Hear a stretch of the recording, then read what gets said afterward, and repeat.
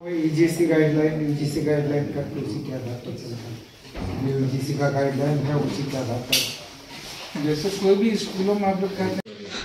High court ने नियोजन नीति को रद्द कर दिया और इसी मसले पर बात करने के लिए इस वक्त हमारे साथ मौजूद है गोमिया विधायक लंबोदर महतो। हम इन्हीं से बात करेंगे, जानने की कोशिश करेंगे कि सर, लगातार आप लोग कह रहे थे कि असंवैधानिक नीति बनाई गई है, इसको लेकर लगातार आप लोग अपनी आवाज़ को बुलंद कर रहे थे। आज हाईकोर्ट ने नियोजन नीति को रद्द कर दिया है।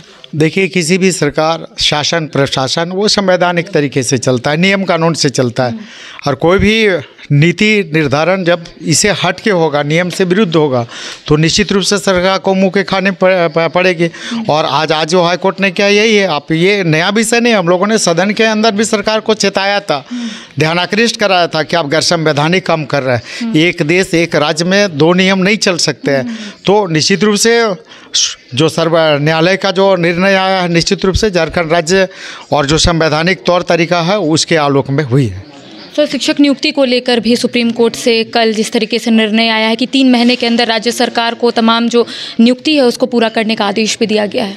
निश्चित रूप से सरकार का ये विषय है, और जब सरकार और कार्यपालिका कोई काम नहीं करेगी तभी न्यायपालिका को हस्तक्षेप करना पड़ता है। अगर सरकार और प्रशासन, शासन अगर अपने नियम कानून के हिसाब से काम करे तो फिर हाईकोर्ट को कोई करना, निर्णय देने का कोई मतलब ही नहीं है। जब शासन और सरकार फेल हो जाती है, ऐसे ही स्थिति में न्यायालय को कड़ा निर्देश देना पड़ता है। शीतकालीन सत्र शुरू होने वाला है और कहा जा रहा है कि हंगामेदार सदन होने वाला है, क्योंकि विपक्ष के पास मुद्दा ही मुद्दा है। हालांकि सत्ताधारी पार्टी के तमाम जो नेता मंत्री, उनका कहना है कि इस बार विपक्ष के पास कोई भी मुद्दा नहीं है घेरने के लिए। देखिए, सरकार का 3 साल पूरा होने वाला है, और 3 साल में सरकार की क्या उपलब्धि रही है, चाहे विकास के मामले में देखें, चाहे विधि व्यवस्था के मामले में देखें, हर मामले में सरकार पूरी तरह से फेल है। और जहाँ तक राज्य की जनता के लिए जिस पर ढोल पीट रहे, जिस पर सीएम साहब खतियाने जोहार यात्रा निकाल रहे हैं, सरकार और यहाँ की जनता और विपक्ष पूछेगी कि 1932 खतियान आधारित स्थानीय नीति कहाँ लागू हुआ झारखंड में? अभी तक तो लागू नहीं हुआ।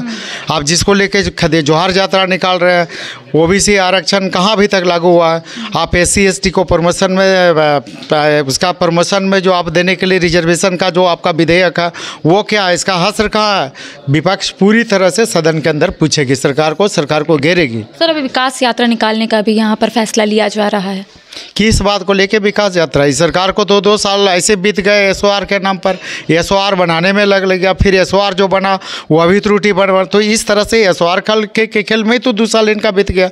और अभी आप इसी साल का, वर्तमान साल का देख ले, जो बजट का स्थिति है, 1 लाख करोड़ के लगभग का बजट है, और उसका कितना खर्च हुआ है वो देख लें, प्राप्ति का देख लें, व्यय का देख लें। तो इस तरह से सरकार फेल है पूरी। क्या क्या मुद्दा को उठाया जाएगा? पूरे जितने मुद्दे जो विधानसभा से विधेयक पारित हुए हैं, जो अभी तक लागू नहीं हुए, उन सारे मुद्दों को लेकर करेंगे।